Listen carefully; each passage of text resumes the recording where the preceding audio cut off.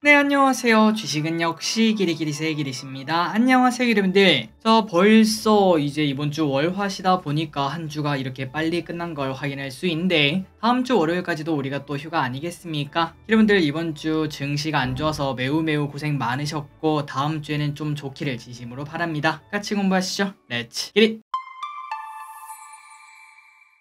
첫 번째입니다. 오늘은 긍정적인 이야기부터 한번 쓱 보도록 할게요. 어제 데일리 샌프란시스코 연은 총재가 시장의 비둘기를 한 마리를 풀었습니다. 뭐라고 했나 봤더니 연준의 목표는 인플레를 잠잠하게 만드는 것이고, 그런데 이 와중에 최근 들어 채권 시장이 변동 때문에 증시도 채권도 완전 난리가 나지 않았겠습니까? 그런데 이걸 보고 사실상 금리 인상을 한 번 한 거나 마찬가지다, 이러한 평가를 내렸다고 합니다. 그렇기 때문에 앞으로 연준은 그냥 지금 금리를 유지하는 거 이것만 하더라도 충분하지 않겠나, 이런 얘기도 해서 당연히 사람들은 좋아할 수밖에 없는 그런 말이라고 볼 수 있겠죠. 그래서 시장 분위기는 그렇게 나쁘진 않았다고 합니다. 하지만 이 와중에 살짝 아쉬운 거는 데일리 총재가 올해 투표권을 가지고 있지 않은 위원이라서 아쉽게도 이제 그 영향을 많이 주지는 못하지 않겠습니까? 그래서 파급력이 그렇게 크지는 않았다고 하네요. 그런데 그렇다고 해서 나쁜 소식은 아닙니다. 이렇게 생각하는 연준 위원이 있다는 것은 다른 연준 위원도 비슷하게 생각할 수도 있다라고도 볼 수 있기에 여기서 제발 좀 이제 하락이 좀 마무리되면 어떻겠나 라고 얘기를 해볼 수 있습니다. 다음입니다. 하지만 부정적인 이야기도 한번 이어서 보도록 할게요. 고금리 충격은 지금부터 올 4분기 전망이 나쁠 것이다, 이렇게 말하는 전망이 슬슬 나오고 있습니다. 고금리 충격 플러스 경기 침체 우려가 나온다는 건데요. 한 기관 투자자의 말에 따르면 금리 인상 충격은 한 1년에서 2년 이 정도나 이어질 수 있다며 사실 지금부터가 본게임입니다, 이렇게 말을 했다고 합니다. 게다가 올해보다는 내년이 더 큰 문제가 될 수 있다며 자영업자, MZ세대 등에서 이러한 고금리를 과연 버틸 수 있을까, 여기서 비명이 나오지 않을까라는 예상도 나온다고 하네요. 그래서 우리가 이런 걸 보면은 야, 주식 투자 참 어렵다라는 얘기를 해볼 수 있겠죠. 다만 이럴 때일수록 딱 하나는 확실합니다. 오름이 있으면 내림이 있고 내림이 있으면 오름이 있다는 거 우리가 코로나 때부터 주식 투자하면서 많이들 느끼지 않았겠습니까? 그렇기 때문에 적절한 현금 비중 조절만 잘 한다면 결국 몇 년 뒤에는 우리 전부 다 웃고 있는 날이 올 거라고 생각을 해볼 수 있고, 그때를 대비해서 절대 큰 욕심을 내면서 레버리지나 아니면 빚내서 투자거나 이런 거는 절대 하면 안 되겠죠. 어쨌든 저 길이 또 항상 이 주식시장이 살아남아서 기름들이랑 계속 공부해서 나중에 진짜 슈퍼개미 한번 되어보도록 하겠습니다. 다음입니다. 부정적 이야기를 한 가지만 더 보고 넘어가도록 할게요. 월가의 대표적 강세론자가 한 명 있었다고 합니다. 그런데 그 사람이 올해 들어 약세론자로 바뀌었는데 이번에는 지금부터 20% 추가 하락 가능성이 있다, 요런 얘기를 했다고 하네요. 그렇다면 이렇게 경고한 이유가 뭔가? 바로 딱 하나밖에 없습니다. 금리죠, 금리. 그나저나 금리가 높은 게 어떤데요? 라고 물어봤더니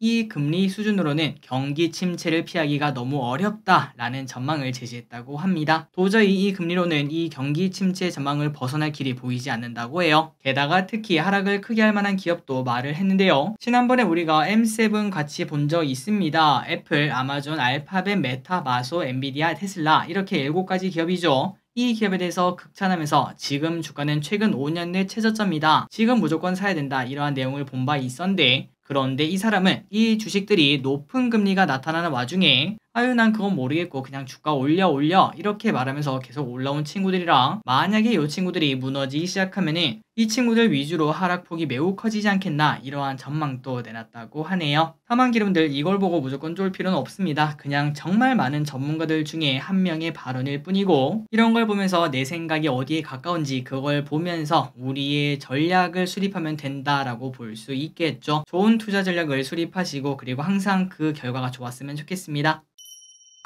다음입니다. 요즘 인스타 사기가 난리, 아마도 많은 분들이 이제는 알고 계실 거라고 생각하는데요. 최근 인스타에서 저 기릿을 포함한 솔직히 저는 이해 안 갑니다. 아니 따라할 사람이 그렇게 없나 라는 생각이 드는데, 어쨌든 저를 포함한 배터리 아저씨 그리고 수많은 슈퍼개미 그리고 많은 유튜버들, 이러한 분들을 사칭하면서 무료 책을 나눠준다거나 아니면 같이 공부를 하자거나 등등 이러한 헛소리를 하고 있다고 하는데요. 그런데 당연히 저를 비롯한 다른 모든 것들 다 사기입니다. 그러니 기분들 혹시나 이제 여기에 속아 넘어가셨다면 빠르게 가입한 거 취소하시는 게 가장 좋을 것 같습니다. 어쨌든 이러한 사기꾼들 진짜 얼마나 더럽고 치사한 놈들이겠죠. 항상 잊지 마시기 바랍니다. 세상에 공짜는 없고, 그리고 저 기릿은 기릿분들이랑 이렇게 같이 공부하고, 혹시나 저 기릿이 뭐 여러분들한테 무료 책을 나눠준다거나 아니면 무슨 이벤트를 한다거나, 그건 100% 유튜브 이 채널에서만 하는 거기 때문에 다른 거는 다 사기라는 거 절대 잊지 마시기 바랍니다. 다음입니다. 인스타 광고에 좀 시달려서 이제 그런지 모르겠지만 오늘 사기에 관련된 내용도 좀 있더라고요. 한번 보도록 하겠습니다. 자, 기름들 썸네일에 하나의 어그로를 끌어보도록 하겠습니다. 그런데 이걸 보고 혹시나 넘어오신 분들 계신가요? 일단 어그로를 끌어서 정말 죄송하지만 절대 이런 거에 속아 넘어가시면 안 됩니다. 딱 봐도 와 이거 진짜 대박이다, 나도 하나 받고 싶어, 이러한 생각이 들 수 있는데, 그런데 그렇게 좋은 게 있으면은 지들 다 하지 우리 줄 이유가 없습니다. 그나저나 저 기릿이 뭔 소리 하는가 봤더니 바로 요즘 공모주가 난리다 보니까 곧 다가오는 에코프로 머티리얼즈, 이 기대감이 매우 크지 않겠습니까? 그런데 지금 몇몇 곳에서 이 에코프로 머티리얼즈를 미리 살 수 있다, 뭐 추가분이 있다, 뭐 우리가 가지고 있는 물량이 있다, 이렇게 말하면서 이제 싸게 살 수 있는 그런 것들을 제시를 하고 있다고 합니다. 그렇다면 이게 진짜일까요? 당연히 쿨하겠죠. 진짜일 수가 없습니다. 그러니 기름들 이러한 사기에 절대 넘어가지 마시고요. 그리고 또한 다른 사기꾼 이야기를 봤더니 최근 코인으로 돈을 잃은 사람들을 모아가지고 내가 돈 돌려주겠다, 그 돈 내가 다 복구시켜줄게, 이렇게 말해놓고, 야 진짜 이게 사람인가 악마인가 싶죠. 또 그 사람들한테 코인을 사도록 유혹을 했다고 합니다. 그래서 무려 123명에게 71억 원이나 받아 챙긴 혐의를 받는다고 하네요. 또한 개인적으로는 이렇게 돈으로 관련된 사기 있지 않겠습니까? 그게 이제 진짜 지가 계획한 다음에 사기치는 거, 여기에 대해서는 1만원당 징역 하루 이렇게 꼭 해야 되는 거 아닌가? 그러니까 1000만원 사기를 쳤다 그러면은 3년간 징역해야 되고, 1억을 사기쳤다 그러면 30년 징역을 때린다 그러면 그 누구도 사기를 치지 않겠죠. 어쨌든 이러한 사기에는 절대 넘어가지 않으셨으면 좋겠습니다. 다음입니다. 두산 로보틱스 이야기 한번 보도록 할게요. 자, 두산 로보틱스가 성공적으로 상장하고 그리고 오늘까지 그 주가를 버티는 모습을 나타냈습니다. 그렇다면 당연히 야 이거 이러다가 그 파도처럼 추가 상승하는 거 아니냐라는 기대감을 가질 수 있는데요. 그리고 그 전제 조건은 바로 외국인과 연기금의 매동이 매우 중요할 것 같습니다. 자, 다만 이 와중에 몇몇 기름들이 이러한 질문을 해주셨습니다. 두산은 주가가 왜 빠지나요? 이렇게 의아하신 분들이 계시는데요. 여기에 대해서 정말 간단하게 설명드리자면은, 자, 두산이 이때까지 주가가 올랐던 이유가 뭘까요? 맞습니다. 두산 로보틱스가 상장하니까 그 전에 그 기대감을 받고 두산이 상승한 거겠죠. 그러니까 말 그대로 두산 로보틱스가 상장하기 전까지는 두산 이꼴 두산 로보틱스다 라고 투자자들이 생각을 했습니다. 그래서 이제 두산을 사면서 주가가 올라간 걸 확인할 수 있는데, 하지만 이제부터는 두산 로보틱스가 내가 사고 싶다, 그렇다면 두산을 살까요? 아니면 두산 로보틱스를 살까요? 당연히 100% 두산 로보틱스를 산다고 볼 수 있고, 그 말인즉슨 이때까지는 두산 로보틱스 때문에 주가가 올랐지만, 그런데 앞으로 두산의 주가는 다시 원래 자리로 돌아가겠구나 라는 걸 쉽게 생각을 해볼 수 있습니다. 그리고 이런 흐름은 이 두산만 그런 게 아니라 다른 기업들도 다 마찬가지입니다. 나중에 혹시나 대여급이 상장할 때 그 지주사가 이제 주가가 올라가면은 그때도 비슷한 흐름이 나타날 수 있다는 거 꼭 생각하시고 우리의 투자에도 접목을 시켜볼 수 있겠죠. 앞으로 다가오는 대여급 기업들도 한번 공부해서 그러한 투자법도 같이 공부해보도록 하겠습니다. 다음입니다. 오늘 레뷰 코퍼레이션 매도 잘 하셨나요? 저 길이 또 당연히 또 시초가에 매도를 해서 잘 매도했습니다. 그리고 이제 올해 공모주 시장이 꽤나 좋은 걸 확인할 수 있는데, 특히 올해 3분기 상장한 기업은 코넥스 상장, 재상장, 이전 상장, 스펙 상장 이런 것들을 제외하고 총 19곳으로 역대 3분기 중 5번째로 많았던 걸 확인할 수 있습니다. 그리고 이 와중에 경쟁률도 높고 수익률도 높았다고 하네요. 그렇다면 올해 3분기에 공모주를 했다면 얼마를 벌었나? 그냥 단순히 시초가 매도만 하더라도 무려 81%나 높은 가격에 매도할 수 있었다고 합니다. 그러니까 이거는 그냥 땅 짚고 헤엄치기다 라고도 말을 해볼 수 있겠죠. 앞으로도 지속적으로 공모주 꼼꼼하게 공부해보도록 하겠습니다.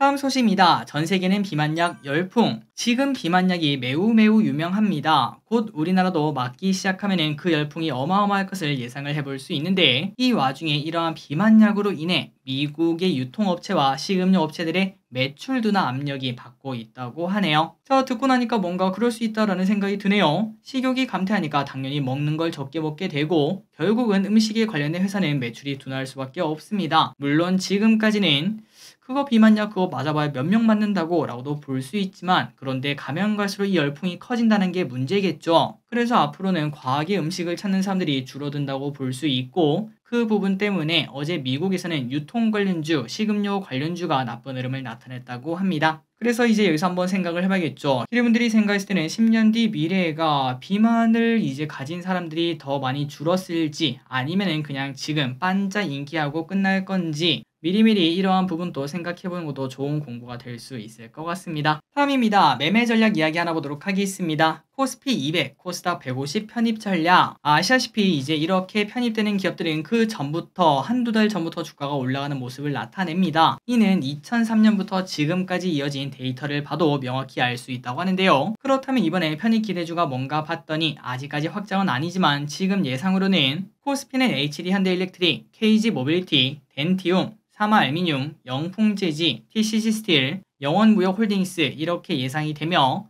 그리고 코스닥은 루닛, 화두, 원텍, 하나기술, 제이오, 아이센스, 엠로, 큐렉소, 보로노이, 모트렉스, 미래에셋 벤처투자 이렇게 꼽았다고 합니다. 그리고 이러한 투자 방법은 특히 증시가 안 좋으면 안 좋을수록 더 기대감이 크게 작용할 수도 있겠죠. 그렇기 때문에 충분히 우리가 공부할 필요가 있을 것 같네요. 이번 주말에 한번 쉬시면서 위 기업들, 이 중에서 더 올라갈 만한 기업들이 뭔지 공부해 보시면 좋을 것 같습니다. 다음입니다. 저출산 대책이 또 나온다는 소식입니다. 심각한 저출산이 문제가 되고 있어서 정부는 출산 장려를 위해 육아 환경 개선을 노력하고 있다고 합니다. 그래서 내년 1월부터 새로운 걸 시행한다고 하는데, 그게 뭔가 기존에 시행되던 3+3 부모 육아 휴직제를 6+6으로 확대 개편한다고 하고, 뭔 소린가 봤더니 생후 12개월 이내에 자녀를 둔 부모가 동시나 순차적으로 육아휴직을 사용하면은 첫 3개월 동안 통상 임금의 100%를 지급할 수 있도록 하는 게 원래 있었습니다. 그런데 이제 이 기준을 12개월에서 18개월로 늘리고 적용 기간도 3에서 6개월로 확대를 한다고 하네요. 또한 상한액도 늘려 월 최대 200에서 450만 원까지 단계적으로 인상을 한다고 하며, 그래서 부부가 6개월간 육아휴직을 사용한다면 최대 3,900까지 받을 수 있다고 합니다. 자, 이러한 정책이 나오면 나올수록 결국은 저출산이 조금은 해결이 되지 않을까라고 볼 수 있는데, 과연 효과적일지는 일단은 조금 더 지켜볼 필요가 있을 것 같네요. 다음입니다. 미중 정상회담 계획. 바이든 대통령과 시진핑 추석의 정상회담 계획이 시작되었다는 소식입니다. 정말 기다리고 있던 그 소식이죠. 미중 정상회담이 성사되면은 작년 11월 G20 이후 미중 양국이 처음으로 대면하는 자리가 되어서 의미가 조금 있다고 하네요. 한편 바이든은 지난달 연설에서 양국의 갈등을 피하기 위해 미중 경쟁을 책임감 있게 관리하겠다 이렇게 밝혔는데, 미국은 디리스킹을 하는 거지 중국과 디커플링을 하는 게 아니다 이렇게 강조하기도 했기 때문에 분위기가 조금씩 좋아지고 있다고 합니다.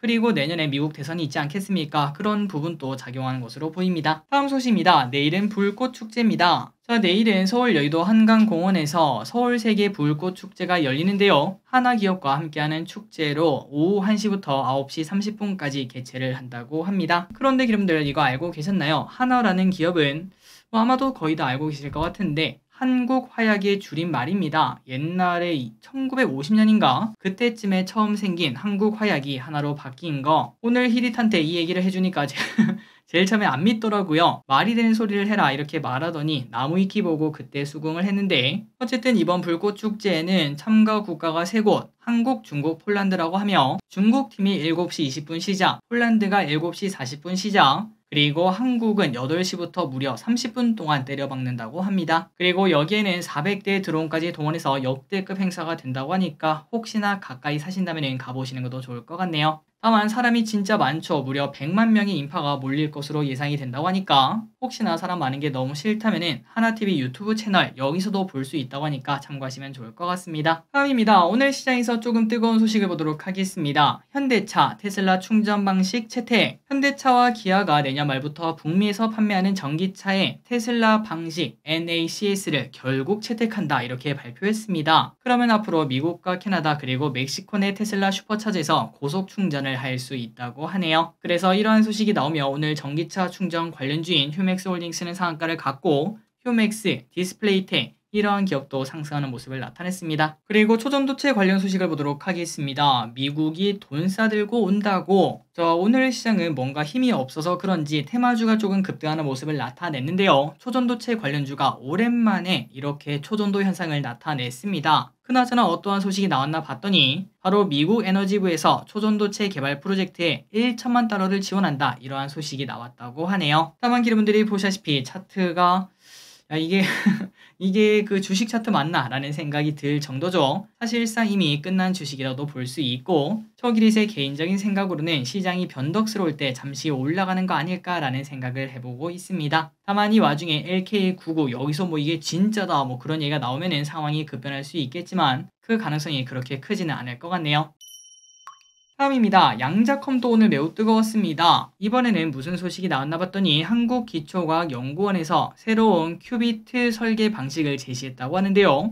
정확히 어떤 기술인지는 저 기릿이 읽어도 이게 도대체 뭔 소리냐 라는 생각이 들었는데, 대략적으로 설명드리자면은 이때까지의 큐비트 설계의 단점은 정밀성이 떨어졌다고 합니다. 그런데 이번에 공개된 기술을 사용하면은 원격으로 원자를 조작하며 여러 개의 큐비트를 동시에 제어할 수 있다고 하네요. 그러니까 말 그대로 이때까지 안 좋았던 정밀성, 요 녀석이 좋아지게 되며 이는 소형 양자 컴퓨터의 초석이 될 수 있다, 이렇게 설명하더라고요. 여튼 좋은 기술이 개발되면서 양자 컴이 급등하는 모습을 나타냈다고 합니다. 다음 소식입니다. 환율 방어의 외환 보유액도 한국은행이 발표한 9월 말 기준 외환 보유액은 전달 대비 41.8억 달러가 감소한 4,141억 2천만 달러라고 합니다. 그렇다면 이렇게 줄어든 이유가 뭔가? 외환 시장 변동성 완화 조치 때문이라고 한데요. 그러니까 환율이 최근 많이 급등하지 않았겠습니까? 이거를 진정시키고자 보유한 달러를 매도한 것으로 보인다고 합니다. 그래서 외환 보유액은 2개월 연속 감소하는 모습을 보이고 있는데, 어제는 갑자기 이 외환 보유액이 뭐 바닥을 쳤니 뭐 이러한 루머가 나오기도 했었죠. 하지만 그거는 당연히 말도 안 되는 소식이었다라는 걸 확인할 수 있습니다. 다음입니다. 소주 가격도 오를지도. 어제 오비맥주가 맥주 가격 인상을 발표했었습니다. 그런데 소주도 결국은 따라갈 수밖에 없다고 하네요. 그리고 그 이유는 당연하겠죠. 소주도 원료인 주정 가격이 오르는 등 가격 인상 요인이 많아서 출고가를 곧 인상할 것으로 보인다고 하며,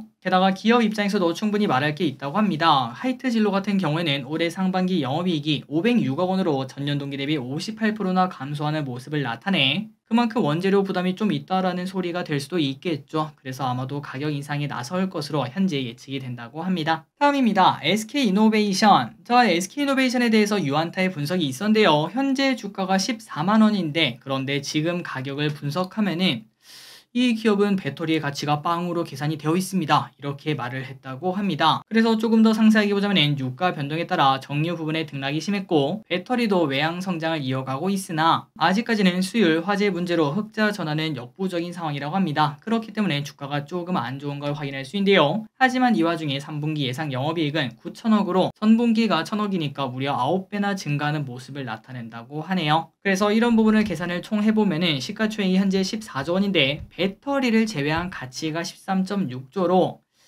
이거 빼고 나면은 배터리는 그냥 빵원에 가깝다, 솔직히 말도 안 되는 주가다, 이러한 얘기를 했다고 합니다. 그래서 목표 주가 29만원, 지금부터 2배라고 볼 수 있는데 과연 이 분석이 맞을지 한 1년 뒤 정도에 보면 알 수 있겠죠. 다만 지금은 떨어지는 칼날 아시죠? 이럴 때는 절대 매수하는 게 아니라 나중에 좋은 뉴스 나오면서 바닥에서 겉토양이 나오기 시작하면은 그때부터 우리가 관심 있게 봐야 될 것 같습니다. 일단 목표가가 지금보다 2배라고 하니까 일단 메모장에 적어놔야겠네요. 마지막 소식입니다. 공인중개사 인기가 뚝. 올해 공인중개사 시험 예정자 수가 전년비 10만 명이나 줄어들었다고 합니다. 2년 전에는 정말 난리였는데 확실히 분위기가 확 바뀐 걸 확인할 수 있다고 하네요. 참고로 올해는 29만 명이 응시를 했다고 합니다. 그렇다면 이렇게 줄어든 이유가 뭔가? 바로 부동산이 침체다 보니까 거래가 줄고 거리가 예전 같지 않아요 라는 전망이 나왔다고 하네요. 그래서 어쨌든 이렇게 공인중개사 인기가 줄어들고 있는데 여기서 질문 하나 있습니다. 저 기릿이 여기 대해서 잘 몰라서 그런데 집 하나를 매매하게 되면 몇백만원 정도의 수익을 거두지 않겠습니까? 그러면은 아파트야 어쨌든 경기가 침체든 아니든 계속 생길 수밖에 없고, 그렇다면 결국은 메뚜기처럼이라고 될지 모르겠지만 신축 아파트로만 계속 다니면서 이렇게 거래를 하면은 매우 벌이가 좋아지는 거 아닌가라는 생각을 했거든요. 혹시나 공인중개사를 하고 계시는 기르분들이 계시다면은 그런 식으로 안 하는 이유가 뭔지 알려주시면 진심으로 감사하겠습니다. 자, 오늘의 공부 여기까지 끝났습니다. 이번 주말 와 이렇게 쉬나 싶을 정도로 푹 쉬시고 주말 또 그리고 월요일 또 계속 같이 공부해보도록 할게요. 지금까지 기리셨습니다. 빠이요.